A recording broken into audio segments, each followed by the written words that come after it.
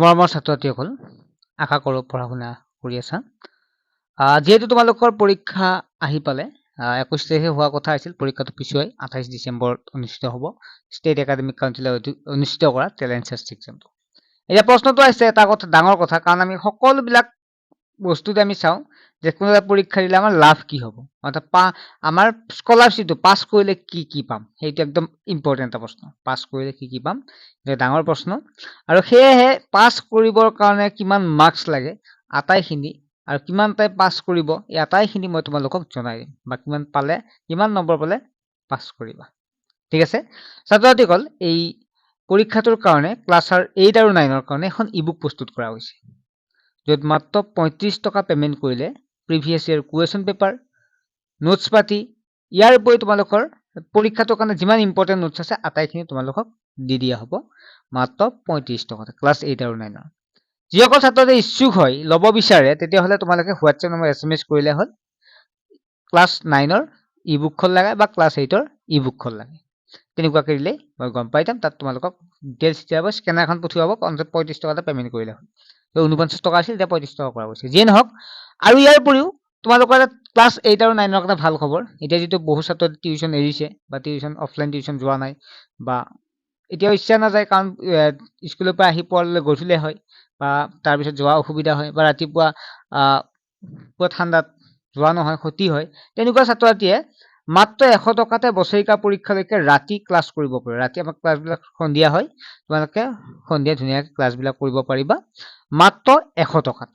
যিসকল ছাত্ৰই ইচ্ছুক হয়, ক্লাছ 10ৰ maths, science, social science, English, grammar routine আছে, ৰুটিন মতে আমাৰ ক্লাছ হ'ব। আৰু ক্লাছবিলাক কৈছো সন্ধিয়া হ'ব। যিসকল ছাত্ৰই ইচ্ছুক হয়, হোৱাটছএপ নম্বৰতে SMS কৰি জইন হ'ব পাৰিবা। এতিয়া আমি মেইন প্ৰশ্নখিনিলৈকে আহিছো, মানে কি কি আছে, পাছ কৰিলে কি কৰিবা, কি পাবা। এতিয়া কোনসকলে পাছ কৰিব চোৱা, ইয়াত কৈছে 3টা টপাৰ ৰাখিব, ঠিক আছে, ষ্টেট ৱাইজ, মানে 3টা পজিশ্যন থাকিব। ফাৰ্ষ্ট পজিশ্যন মই দেখাই দিছো, ইয়াত এইখন হৈছে 2023-24 হয়, একে কথাই। First position, second position, first position, এয়া first position, second position, third position. Class 8ৰো ফাৰ্ষ্ট পজিশ্যন ৰাখিব, ছেকেণ্ড পজিশ্যন ৰাখিব, থাৰ্ড পজিশ্যন। ক্লাছ 9ৰো তেনেকুৱাকৈ, আৰু 10ৰো ফাৰ্ষ্ট, ছেকেণ্ড, থাৰ্ড ৰাখিব। এতিয়া চোৱা, ফাৰ্ষ্ট পজিশ্যনত কোনোবাই এটাই পাব পাৰে, দুটাই পাবে। এতিয়া ফাৰ্ষ্ট পজিশ্যন 2023 চনত এটাই পাইছিল 8ৰ, 9ৰ এটাই পাইছিল, কিন্তু 10ৰ দুটাই ফাৰ্ষ্ট পজিশ্যন লাভ কৰিছিল। ফাৰ্ষ্ট পজিশ্যন পালে কিমান টকা পাবা সেইটো মই জনাই দিম। ছেকেণ্ড পজিশ্যন ক্লাছ 8ৰ এটাই পাইছিল, ক্লাছ 9ৰ দুটাই পাইছিল, ক্লাছ 10ৰ 5টাই পাইছিল। থাৰ্ড পজিশ্যন ক্লাছ 8ৰ 3টাই পাইছিল, ক্লাছ 9ৰ দুটাই পাইছিল, ক্লাছ 10ৰ 5টাই পাইছিল। অৰ্থাৎ টোটেল পজিশ্যন 8ত 5টাই, 9ত 5টাই, আৰু 10ৰ 12টাই, টোটেল ষ্টেট ৱাইজ 12টা পজিশ্যন পাইছিল 3টা ক্লাছ মিলি। ইয়াৰ উপৰি আৰু কথা আছে, চাবা ভালদৰে। ইয়াৰ উপৰি তোমালোকক কৈছে, আৰু ইয়াৰ উপৰি তোমালোক দেখাই দিম, চোৱা মই এইখিনি বাৰু ইয়াত নাই, তোমালোক তথাপিতো কৈছে চোৱা আছে।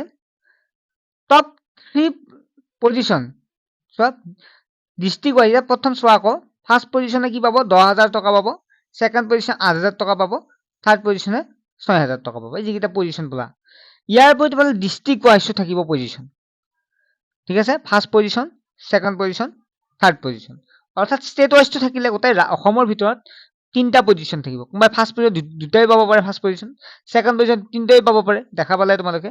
এই ডিষ্ট্ৰিক্ট ৱাইজো পজিশ্যন থাকিব, ফাৰ্ষ্ট ছেকেণ্ড। ধৰা হ'ল মই দৰং ডিষ্ট্ৰিক্টৰ কথা কৈছো, দৰঙত 8ৰ ফাৰ্ষ্ট পজিশ্যন থাকিব, ছেকেণ্ড পজিশ্যন থাকিব, থাৰ্ড পজিশ্যন থাকিব, 9ৰ ফাৰ্ষ্ট, ছেকেণ্ড, থাৰ্ড, আকৌ 10ৰ ফাৰ্ষ্ট, ছেকেণ্ড, থাৰ্ড। গতিকে যদি টোটেল ষ্টেটত 22টা মান হয়, ডিষ্ট্ৰিক্ট ৱাইজো 22টা মান হ'ব, 22-23টা মান পজিশ্যন থাকিব, ঠিক আছে। বা তাতকৈ বেছিও হ'ব পাৰে বা কমো হ'ব পাৰে, ঠিক আছে। ফাৰ্ষ্ট, ছেকেণ্ড, থাৰ্ড, গতিকে 8, 9, 10 মিলি। তাৰপিছত তোমালোকৰ আকৌ চোৱা, ইয়াত কোৱা হৈছে, ইয়াৰ উপৰি তোমালোকে যে 80% পোৱা, 80% পোৱা সকলেও ইয়াত কি হ'ব, কোৱালিফাইড হ'ব, ঠিক আছে। যিসকলে 80% পায়, ঠিক আছে। 80% পোৱা সকলে মানে এটা কথা, 80%ৰ ওপৰত পালে তোমালোকে পজিশ্যন লাভ কৰিব পাৰিবা। আৰু 80% বুলি কথা নাই, তোমালোকে যদি ডিষ্ট্ৰিক্ট ৱাইজ তোমালোকে ধৰ 70% পাইছা, কিন্তু ডিষ্ট্ৰিক্টত তুমিয়ে বেছি নম্বৰ পাইছা, তেতিয়া তুমি ফাৰ্ষ্ট পজিশ্যন পাই যাবা, বা ডিষ্ট্ৰিক্টত তুমি থাৰ্ড পজিশ্যন পাই যাব পাৰা। নিশ্চয় তোমালোকে বুজি পাইছা। এইখিনি আছিল ভিডিঅ'টোত। আশা কৰোঁ তোমালোকে ধৰিব পাৰিছা যে কি হয়, এই পজিশ্যন বিলাক থাকে, গোটেইখিনি ষ্টেট ৱাইজ পজিশ্যন থাকে, ডিষ্ট্ৰিক্ট ৱাইজো থাকে, ঠিক আছে। ডিষ্ট্ৰিক্ট ৱাইজত তোমালোকে এতিয়া ষ্টেট ৱাইজ 22টাই পাইছে, ডিষ্ট্ৰিক্ট প্ৰতিখন ডিষ্ট্ৰিক্টতো 22টাকে পাব পাৰিব, কিছুমান ডিষ্ট্ৰিক্ট 50টাই পাব পাৰিব, কোনো কথা নাই। ঠিক আছে, কাৰণ ফাৰ্ষ্ট পজিশ্যন যেতিয়া 10টাই পায়, ছেকেণ্ড পজিশ্যন 5টাই পায়, থাৰ্ড পজিশ্যন তেনেকুৱাকেও হ'ব পাৰে। যিয়ে নহওক ছাত্ৰ ছাত্ৰীসকল, তোমালোকে গমে পাইছা, তোমালোকে 80% পালে পজিশ্যন পোৱাৰ চান্স আছে, পজিশ্যন পায় আৰু লগতে ডিষ্ট্ৰিক্ট ৱাইজ তাতকৈ কম হ'লেও পাব পাৰা। যিয়ে নহওক পৰীক্ষাটো আহি পালে ভালদৰে দিয়া, আৰু ই বুকখন আমাৰ পৰা ল'বা, যিহেতু পৰীক্ষাটোত ভাল বহিব বিচাৰিছা, অনলাইন কৰিছা, গতিকে দিছা যদি ভালদৰে দিবৰ কাৰণে চেষ্টা কৰিবা। ঠিক আছে, বাই।